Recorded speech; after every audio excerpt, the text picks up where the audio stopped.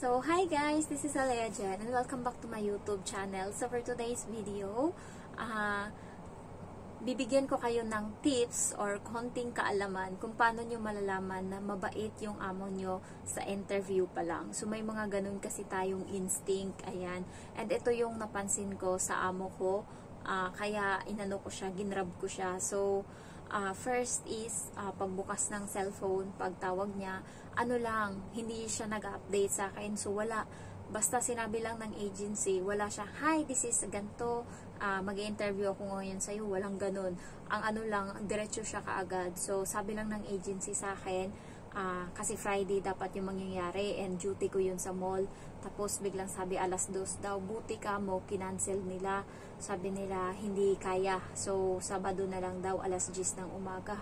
So, 9:30, naghanda na ako. Kinausap ko na yung kapitbahay namin na may wifi, na makikonek ako sa kanya. Nagbayad ako and nagsuot ako ng jacket kahit mainit yung araw na yun. Nagsuot ako ng jacket. Feeling ko lang. And nung time na yun, iniisip ko, baka pwedeng mag-short na ako. Baka hindi naman ako, anuhin, basta damit lang. Pero naisip ko nung time na yun, baka, patayuin ako, ipashow yung katawan ko. So, ang ginawa ko is, nagsuot ako ng pantalon, tapos naka-jacket ako, and naalala pa nga ng amo ko yung jacket ko na yun. Inuwi ko na ng Pinas, pinadala ko na kasi akala ko kaya niya yung winter dito sa Hong Kong. Tapos pagdating dito, ang nipis-nipis ng jacket ko, hindi niya kaya. So, nakita nga ng amo ko nung pinahalongkat ko sa kanya yung mga damit ko, kasi ipapadala ko na sa Pinas. Sabi niya, naalala ko to, yung damit na to. Ito yung sinuot mo nung nag-interview ako sa'yo. Sabi ko, oo nga. Hindi pala magagamit dito. Hindi kaya niya yung winter. Tapos ayun. So, sabi niya sa akin, sinabi lang ng agency, i-move yung interview mo kinabukasan, 10:00 ng umaga. So, yun, inantay ko. And saktong 10:00, guys, tumunog yung cellphone ko. Nakalagay, Hong Kong, WhatsApp. Basta may WhatsApp kayo. Tapos, ayun, Hong Kong. Tapos, sinagot ko. Yun na, sabi niya, hi, sabi niya ganun, hello ma'am, good morning, sabi niya, oh, tell me, I'm the one who's going to interview, sabi niya, para daw sa helper, naghanap siya ng helper. So ngayon, can you tell me something about yourself? So ayun, tuloy-tuloy lang ako nagsasalita, and nung time na yun, kapag kasi kinakabahan ako, nagiging paus yung boses ko. So, basta, lang talaga, tuloy-tuloy lang ako. And nung time na yun, may mga bastos akong kapitbahay. Alam mo yung nakikita nila, squatter kasi kami nakatira, guys. Alam nila, nakikita nilang nag-i-interview ko kasi sa may daanan ako sa gilid. Kasi yung may-ari ng bahay na pinag-connect ko is wala nung time na yun, umalis. So, hindi ako pwedeng pumasok dun sa loob ng bahay nila. So, sa labas ako sa may hagdan. And then, may mga dumadaan, may mga nagmumura, putang ina, ganyan-ganyan, nagsisigawan po niya ito talaga. Alam mo yung sabi ko sa amo ko, sorry ma'am, I was living in slums area. And they don't mind if you are talking as long as they can pass by and do whatever they want. Sabi kong gano'n, tapos tumawa siya. Tapos yun, in-explain ko lang na ganito, ay ganyan, ayan, ganyan.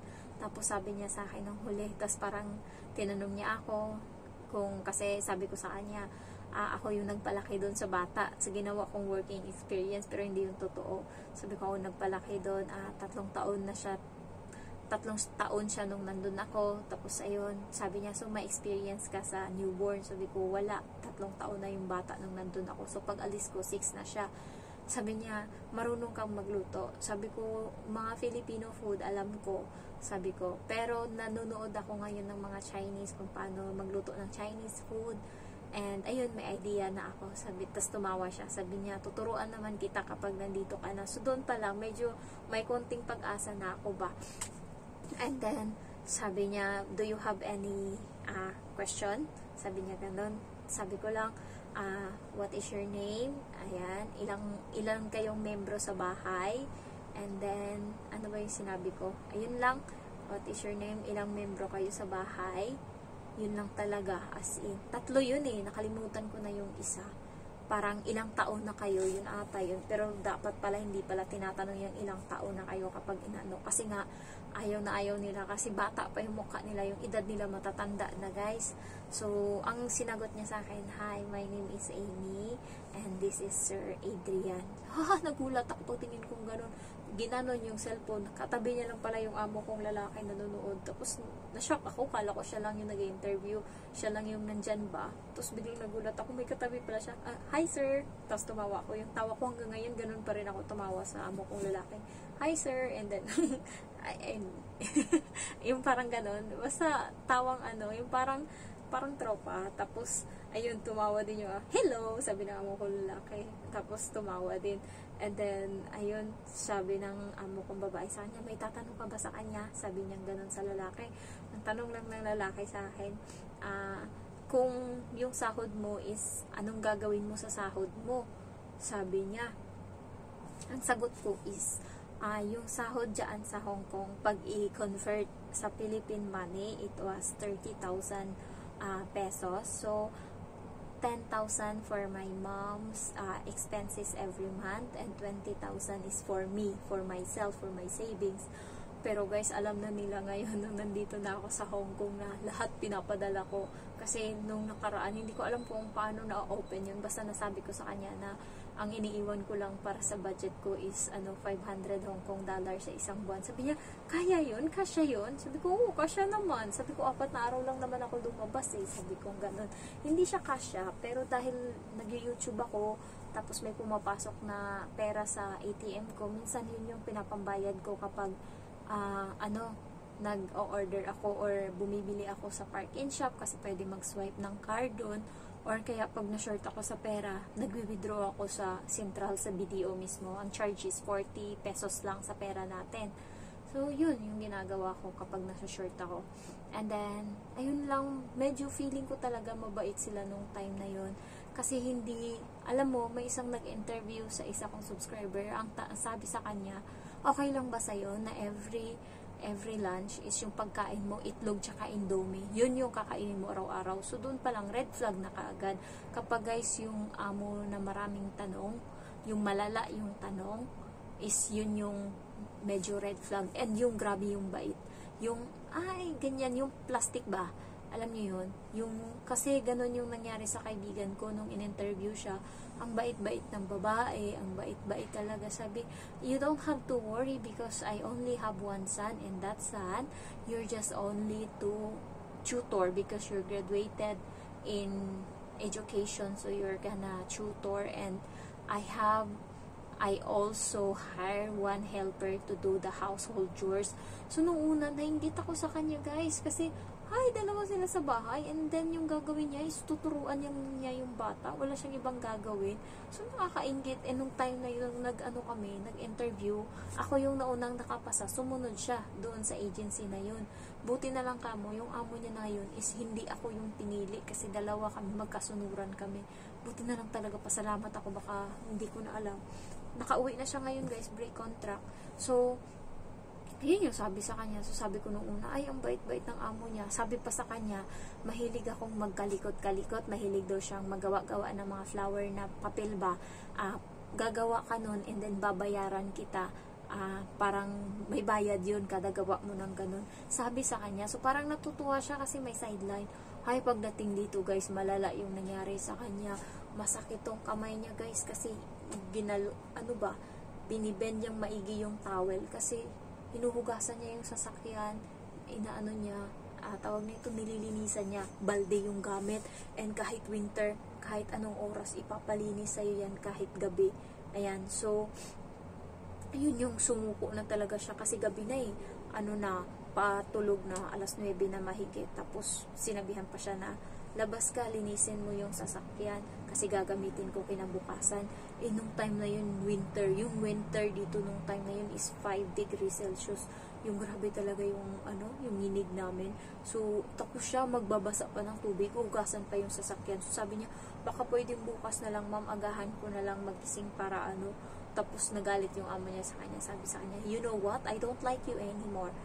You can sign this blank paper, and then I'm going to send it to the immigration, and I pay you, ganyan. You go home, sabi ganun. I don't like you anymore, sabi ng amo niya. Sabi niya, no need, I was the one who give the termination letter to the immigration, and nilagay niya doon lahat. 1 buwan siyang hindi kumakain ng kanin. Yung pagkain niya is hindi rin siya kumakain kasi ng baboy sa rehiyon niya. Hirap na hirap siya, namayat talaga, malala yung mukha niya. yung pag alis namin, ang taba niya, matangkad kasi siya, biglang ganun talaga, as in ganyan yung mukha niya, tapos ang laki na ng noo niya ba, kawawa talaga siya nung time na yon. Tapos ang bait nung una nung amo niya, nung pagdating niya, binigyan siyang pera, 500, binigyan siyang cellphone, guys. Sabi sa kanya, kapag daw na-complete niya daw yung yung 1 year na contract, sa kanya na lang daw yung cellphone, pero hindi niya makaya, 7 months lang siya. Grabe yung pinagdaanan niya dun. So kaya kayo, wag kayong sa mabait-maitan na interview. Pray kayo kay God, bigyan kayo ng guidance, kasi minsan yung mabait, yun yung mga malala yung ugali. Ayan. So sa amo ko, nung una pa lang, feel ko na talaga, pinag-pray ko kasi to. Dalawa kasi sila mabait din yung una ko sigurong employer. Nagsabay silang dalawa, guys, sa isa kong agency sa Kings. Nagkaroon ako doon ng employer, and yun is hindi ako in-interview, hinire lang ako kaagad. Nagulat ako. Bakit ako hindi in-interview? Gusto ko in-interview ako. Sabi ng amo, no need na daw. Sabi ng agency, standby ka, baka kasi interviewin ka. Tanungin ko siya. Tapos tinanong niya, sabi ng amo, no need na. Nagpirma na ng kontrata, nagbayad na doon. Tapos, buti ka mo hindi pa na-process agad, kasi naging siya, nagpirma siya ng job order, o yung pinirmahan niya doon sa agency. Pumunta siya doon Friday, tapos dito sa amo ko, na-hire ako dito Saturday, give up ko yun agad-agad.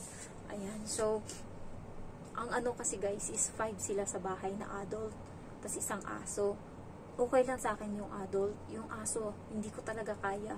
Minsan hindi ko pinangarap na magkaroon ng aso. Hindi naman sa ayoko, pero ayoko maglinis ng poop nila, ng tae nila. Hindi ako marunong yan. Tsaka wala akong tiyaga sa aso. Mas okay pa sa bata. Sa aso talaga, hindi talaga ako matyaga. So, kaya yun yung parang ako sa akin ba.